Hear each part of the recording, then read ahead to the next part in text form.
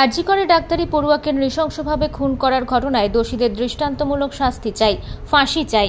এই দাবিতে এইবার রাস্তায় নামল কয়েক হাজার মহিলা। এদিন নদিয়ার শান্তিপুর বিধানসভার ফুলিয়া এলাকায় এই মিছিল বের করে বহুমুখী সংঘের মহিলারা। তাদের একটাই দাবি, আরজিকর কাণ্ডে যারা জড়িত তাদের ফাঁসি চাই। সিবিআই তদন্তভার গ্রহণ করলেও এখনো পর্যন্ত দোষীদের চিহ্নিত করা গেল না। কবে দোষীদের শাস্তি হবে? একজন নারীর প্রতি এই ধরনের নৃশংস ঘটনা আমরা কিছুতেই মেনে নেব না।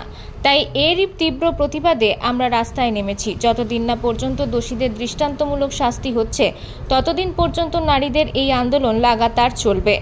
যদিও প্রায় 5 কিলোমিটার রাস্তা অতিক্রম করে এই মিছিল শেষ হয় ফুলিয়ার রঙ্গমঞ্চের সামনে।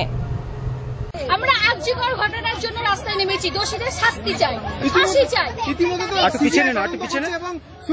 বিচার চলছে এই মামলার, তারপরেও কেন তদন্ত অনেকদিন ধরে চলেছে, সিবিআই কে দেওয়ার পরে অনেকদিন হয়ে গেল, এখনো কোনো সুরাহা পাওয়া যায়নি। তার জন্য আমরা পিছিয়ে নেন, ওটা সাইড করে নেন। পক্ষ থেকে আজকে আপনারা নেমেছেন? আপনারা মিছিলের নারীর পক্ষ থেকে আমরা মিছিলে নেমেছি। কতজন মহিলা নেমেছেন? 2000-3000 মহিলা আছে। আচ্ছা, আপনাদের মূল দাবিটা কি? আমাদের দাবি চাই, শাস্তি চাই, ফাঁসি চাই। কোথা থেকে কোথা পর্যন্ত এই মিছিল হচ্ছে? আমাদের ক্লাস 10 মহিলা সমিতি।